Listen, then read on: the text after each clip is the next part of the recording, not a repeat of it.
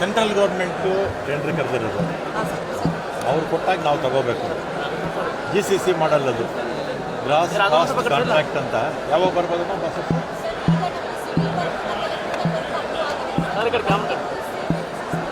ಆಮೇಲೆ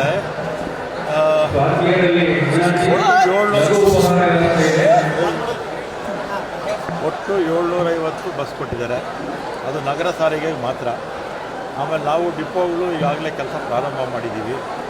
ಡಿಪೋ ಮುಗಿದು electrical work ಕೂಡ ಮುಗಿದ ಮೇಲೆ ಟೆಂಡರ್ ಕರೆದಿರ್ತಕ್ಕಂಥದ್ದು ಕೇಂದ್ರ ಸರ್ಕಾರ. GCC ಮಾಡಲ್, ಗ್ರಾಸ್ ಕಾಸ್ಟ್ ಕಾಂಟ್ರಾಕ್ಟ್ ಅಂತ. ಬಸ್ಸು ಪ್ರೈವೇಟ್ ಅವ್ರದ್ದಿರುತ್ತೆ, ಆಮೇಲೆ ಡ್ರೈವರ್ ಅವ್ರ ವ್ಯಕ್ತಿ ಇರ್ತಾರೆ, ನಮ್ಮದು ಕಂಡಕ್ಟರು, ಆಮೇಲೆ ಬಸ್ ಮೇಂಟೆನೆನ್ಸ್ ಎಲ್ಲ ಅವ್ರದ್ದು. ಬೆಳಗಾವಿ ಜಿಲ್ಲೆಯಲ್ಲಿ ನಾವು ಕಿಲೋಮೀಟ್ರಿಗೆ ಇಷ್ಟು ಅಂತ ಕೊಡಬೇಕು. ಬೆಳಗಾವಿ ಜಿಲ್ಲೆಯಲ್ಲಿ ಇನ್ನೂ 8 ಹಳ್ಳಿಗಳಿಗೆ ಬಸ್ ಇಲ್ಲ, 8 ಹಳ್ಳಿಗಳಿಗೆ ಬಸ್ ವ್ಯವಸ್ಥೆ ಇಲ್ಲ.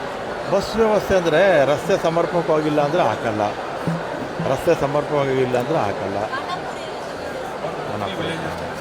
ಬಹುತೇಕ ಎಲ್ಲೆಲ್ಲಿ ರಸ್ತೆ ಇದೆ ಎಲ್ಲ ಕಡೆ ಹಾಕಿರ್ತೀವಿ. ಕೆಲವು ಕಡೆ ಇಕ್ಕಟ್ಟಾದ ರಸ್ತೆ ಇರುತ್ತೆ, ಅಂಥ ಕಡೆ ಹಾಕಿರಲ್ಲ ಅಷ್ಟೇ. ಉಳಿದಾಗೆ ಎಲ್ಲ ಕಡೆ ಕೂಡ ಹಾಕಿರ್ತೀವಿ. ಕೊಡ್ತೀವಿ ಬಿಡಿ, ಸಿಬ್ಬಂದಿ ಇಲ್ಲೇ ಇದ್ದಾರೆ. MD ಅವರು ಕಾಂಕ್ರೀಟ್ ಮಾಡ್ತೀವಿ, ಈ ಸಲ ಮಾಡ್ಸೋಣ. ಬೊಮ್ಮಾಯಿಯವರಿದ್ದಾಗ ಸುಮಾರು ಒಂದು 14 ತಿಂಗಳು RRSO ಇದು ಮಾಡಬೇಕು ಅಂತ ಇದು ಮಾಡಿ ಸರ್, ಅದು ಪೆಂಡಿಂಗ್ ಇದೆ. ಯಾವುದು? ಬೊಮ್ಮಾಯಿಯವರ 38 ತಿಂಗಳು ಬಾಕಿ ಇಟ್ಟು ಹೋಗ್ಬಿಟ್ರು ಅವರು. ಎಷ್ಟು? ಅವರು 23ರಲ್ಲಿ ಅವರ ಅವಧಿ ಮುಗೀತಲ್ಲ, ಮುಗಿದಾಗ 2020ರಲ್ಲಿ ವೇತನ ಪರಿಷ್ಕರಣೆ ಆಗಬೇಕಾಗಿತ್ತು. ವೇತನ ಪರಿಷ್ಕರಣೆ ಮಾಡದೆ ಕೊನೆಯಲ್ಲಿ ಅವರು ಹೋಗುವಾಗ 38 ತಿಂಗಳದು ಈಗ ಅವ್ರ ಡಿಮ್ಯಾಂಡ್ ಇದೆಯಲ್ಲ, ಅದು ಅವರೇ ಬಾಕಿ ಇಟ್ಟೋಗಿತ್ತು. ಅದೇ ಈಗ ಮಾತಾಡ್ತೀವಿ. ಈಗ ನಾವು ಅನೌನ್ಸ್ಮೆಂಟ್ ಮಾಡಿದ್ದೀವಿ, 26 ತಿಂಗಳು ಕೊಡ್ತೀವಿ, ಏಪ್ರಿಲ್ 1ರಿಂದ 25ನೇ ತಿಂಗಳಿಂದ ಕೊಡ್ತೀವಿ ಅಂತ ಹೇಳಿದ್ವಿ. ಕೇಳ್ತಾರೆ ಅವರು. ಕೇಳಿದ್ದೀನಿ ನಾವು ತಪ್ಪು ಅಂತ ಹೇಳೋಕ್ಕಾಗತ್ತಾ? ಅದರ ಸರ್ಕಾರದ ನಿಲುವು ನಾವು ಹೇಳಿದ್ವಿ.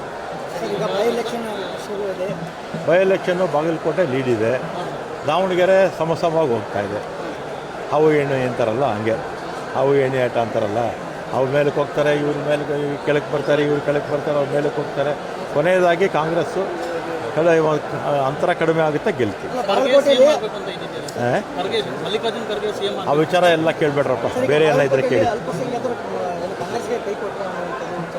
ಬಾಗಲಕೋಟೆ 15,000 ಲೀಡ್ ಇದೆಯಲ್ಲ, ಈಗಲೇ 15,000 ಲೀಡ್ ಇದೆ. ಆಮೇಲೆ ಹತ್ತಿರ ಒಂದು 300 ಬೂತ್ ಇರುತ್ತೆ ಆವ್ರೇಜು. ಅಲ್ಲಿ ಎಲ್ಲಿಂದ ಪ್ರಾರಂಭ ಮಾಡ್ತಾರೆ ಅನ್ನೋದು ಡೌಟು, ನೋಡಬೇಕದು. ಸ್ವಲ್ಪ ಇತ್ತಲ್ಲ, ಎಲ್ರಿಗೂ ಗೊತ್ತಲ್ಲ, ಅಸಮಾಧಾನ ಇದ್ದಿದ್ದು ಎಲ್ಲರಿಗೂ ಗೊತ್ತಲ್ಲ.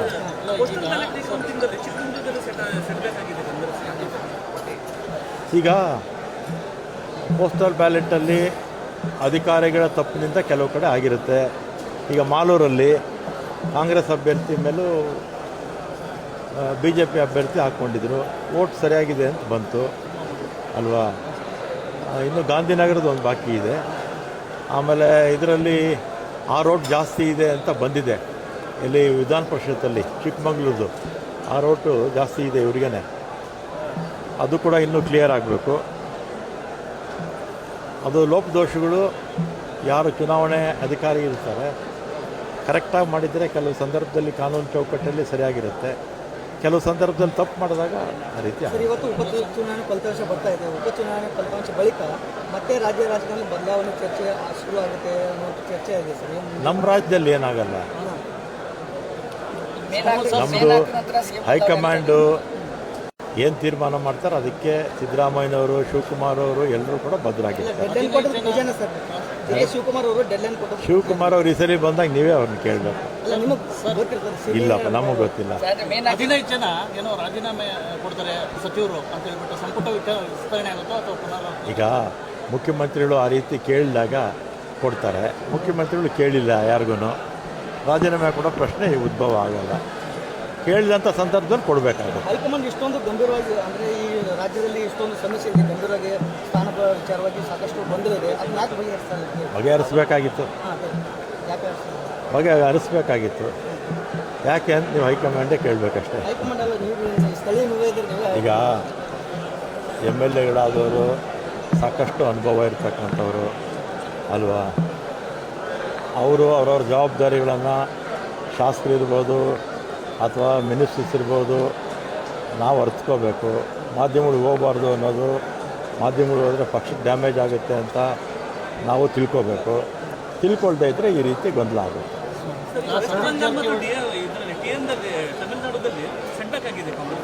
ಅದೇ ನೋಡಿದೆ ನಾನು. ವಿಜಯ್ ಪಕ್ಷ ಏನೋ ಇದ್ರ ಪ್ರಕಾರ ಮುಂದೆ ಇದೆ, ಇನ್ನು ಕೊನೆಗೆ ನೋಡಬೇಕಲ್ಲ, ಅಂತಿಮವಾಗಿ ಏನಾಗುತ್ತೋ ನೋಡಬೇಕು.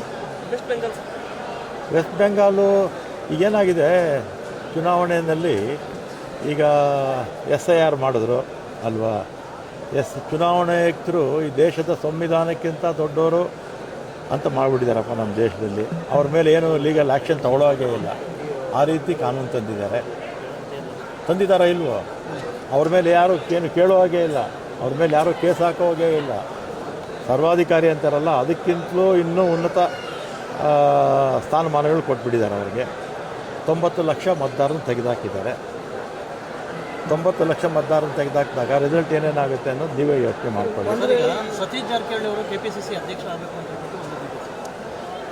ಹೈಕಮಾಂಡ್ ನೇಮಕ ಮಾಡಿದ್ರೆ ನಾವೆಲ್ಲ ಸ್ವಾಗತ ಮಾಡ್ತೀವಿ.